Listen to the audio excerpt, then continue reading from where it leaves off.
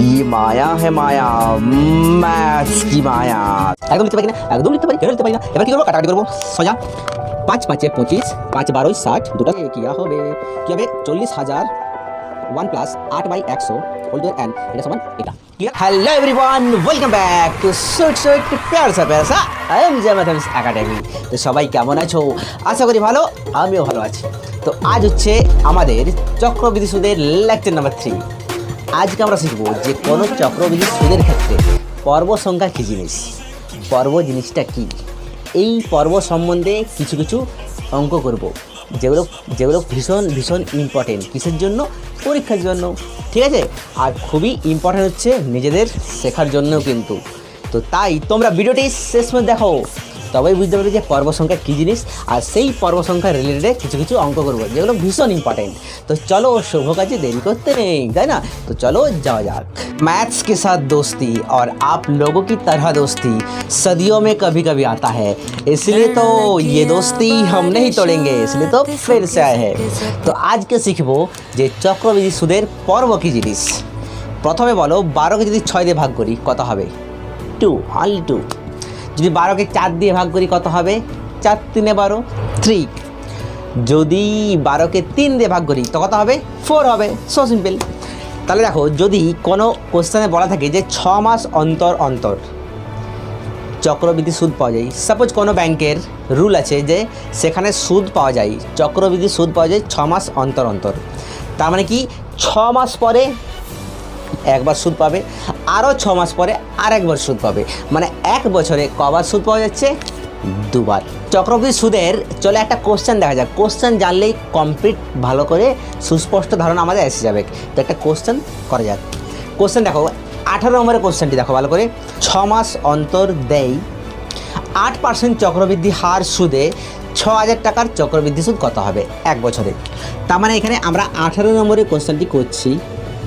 এখানে আসল কত হচ্ছে? এখানে আসল হচ্ছে, দেখো এখানে আসল পি সমান 6,000 টাকা। এখানে আসল পি সমান 6,000 টাকা। সুদের হার আর সমান 8%। সুদের হার আর সমান 8%। আর পর্ব সংখ্যা, কি সংখ্যা? পর্ব সংখ্যা।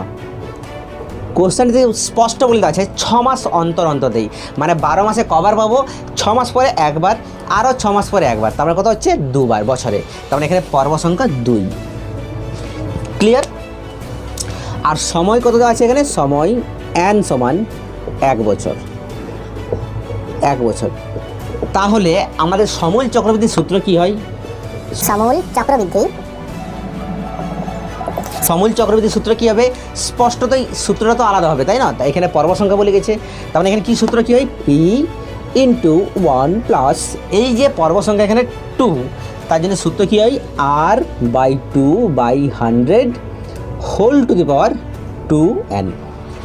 ক্লিয়ার? যদি এখানে পর্ব সংখ্যা 3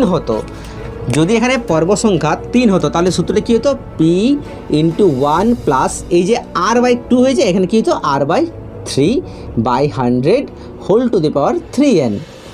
যতগুলো পর্ব হবে আর এর নিচে ঠিক তত হবে। এখানে পর্ব সংখ্যা 2, তার জন্য r/2, আর মাথারে কত হয়েছে? তো 2n। যদি পর্ব সংখ্যা 3 হতো তাহলে কি পাওয়ারে 3n হতো, r/3। ক্লিয়ার হয়েছে? যদি একইভাবে যদি পর্ব সংখ্যা 4 হতো তখন কত হতো? এখানে 3 এর জায়গায় কত হয়ে যেত? 4, আর এখানে 3n এর জায়গায় কত হয়ে যেত? 4n। সিম্পল। তার মানে এই কোশ্চেনটা আমাদের কী আছে? পর্ব সংখ্যা 2, তার মানে কত হবে? সূত্রটা r/2/100 whole to the power 2n। Simple. এবার মান পুট করে দাও। চলো মানগুলো বসাও। পি এর ভ্যালু কত? পি এর ভ্যালু হচ্ছে এখানে কত?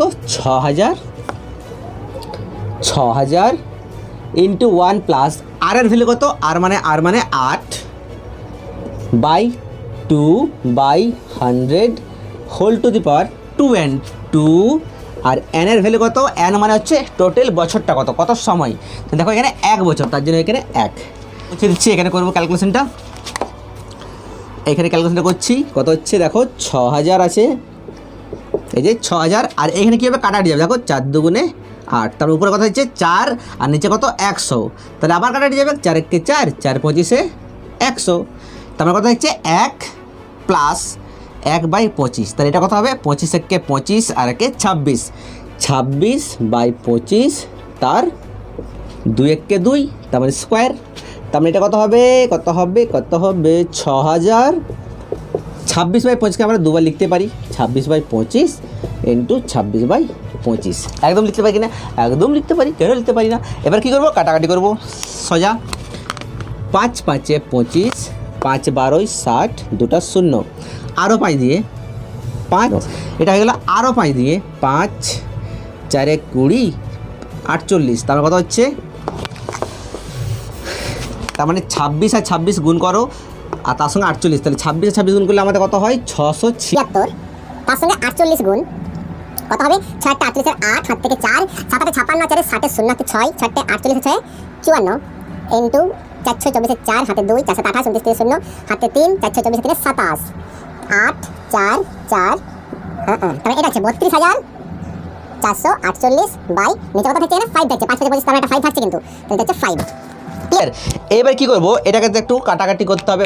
এবার কী করতে হবে? 5 দিয়ে ভাগ করতে হবে এটাকে, কিন্তু 5 দিয়ে ভাগ করে এটা একটা ইজি প্রসেস আছে। কী করবো দেখো, আমরা উপর নিচে 2 2 দিয়ে গুণ করে দেবো, তো সোজা হবে। দেখো নিচে 5 দুগুণে 10 হয়ে যাবে, 8 দুগুণে 16, 6 হাতে 1, 4 দুগুণে 8 রাখে 9, 2 দুগুণ 4 2 8, 2 2 4, 3 2 6 বাই 5 দিয়ে 10, বাস 10 এক ঘর চলে আসবে এদিকে, যেহেতু 10 আছে তার জন্য 6489.6 এত টাকা। তাহলে এটা হচ্ছে সমূল চক্রবৃদ্ধি। তারপর চক্রবৃদ্ধি সুদ কত হবে? অতএব চক্রবৃদ্ধি সুদ কত হবে?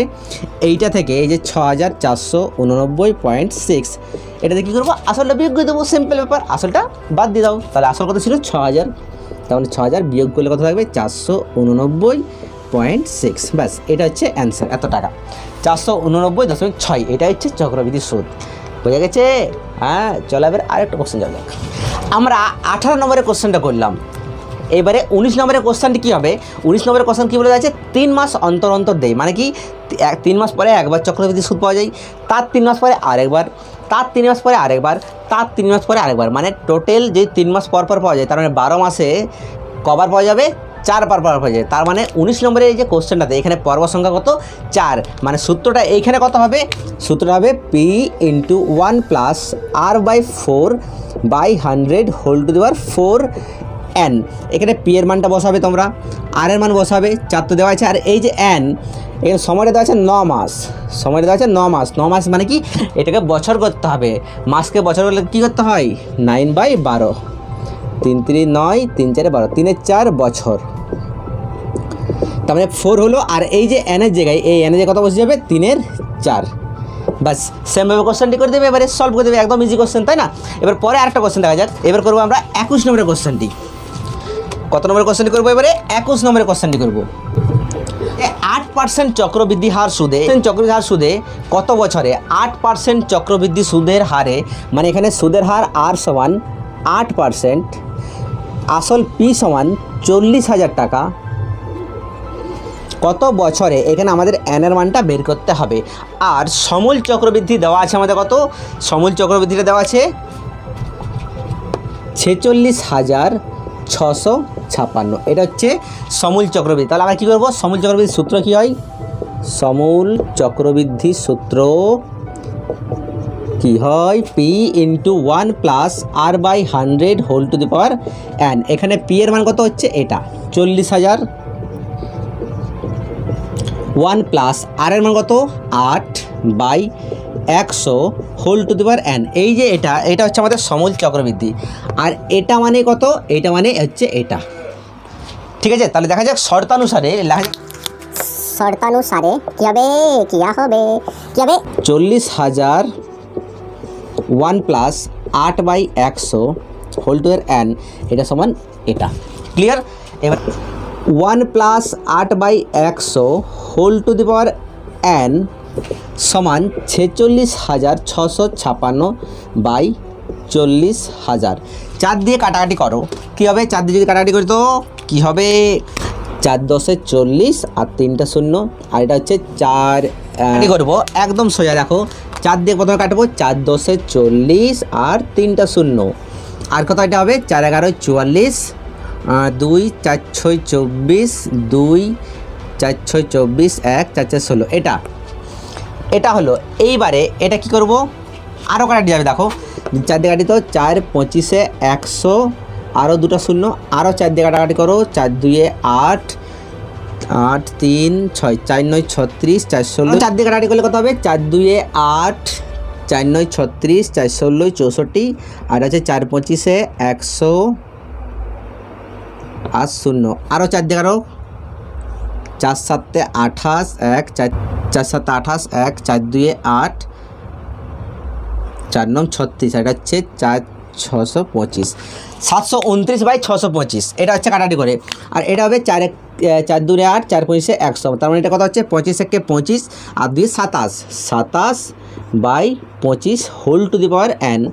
আর এইদিকে যে 729 আর 625, এটা কার স্কোয়ার বলো, কার স্কোয়ার, এটা হচ্ছে 27/25 তার হোল স্কোয়ার।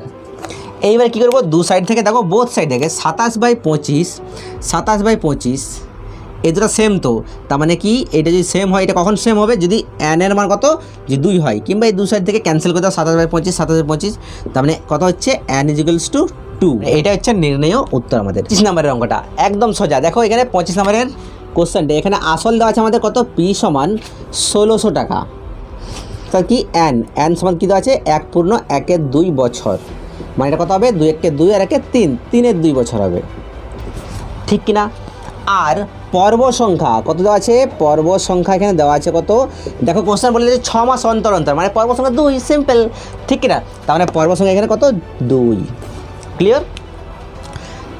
আর সুদের হার আর সমান কত আছে, 10%, তার মানে সমূল চক্রবৃদ্ধি কত হবে, সমূল চক্রবৃদ্ধি কত হবে, সমূল চক্রবৃদ্ধি আমাদের হবে, সমূল চক্রবৃদ্ধি সূত্র লাও, সূত্র কী হয়, p × 1 প্লাস, এখানে যেহেতু পর্ব সংখ্যা 2, তার মানে কী হবে, r/2/100 whole to the power 2n।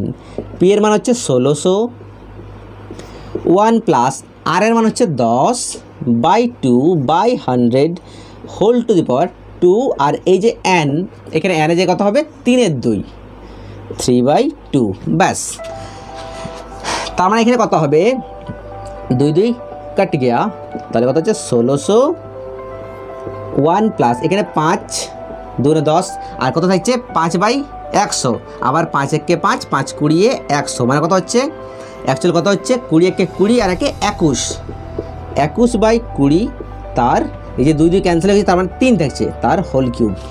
এবার আমরা ক্যালকুলেশনটা এইখানে করছি, 1600 ইন্টু এই দেখো 21/20 তার হোল কিউব, মানে কী হবে, এটাকে আমরা 3 বার লিখতেই পারি, 21/20 ইন্টু 21/20 ইন্টু 21/20, ক্লিয়ার। এবার কী হবে, এবারে কাটাকাটি হবে, সিম্পল ব্যাপার, ঠিক না।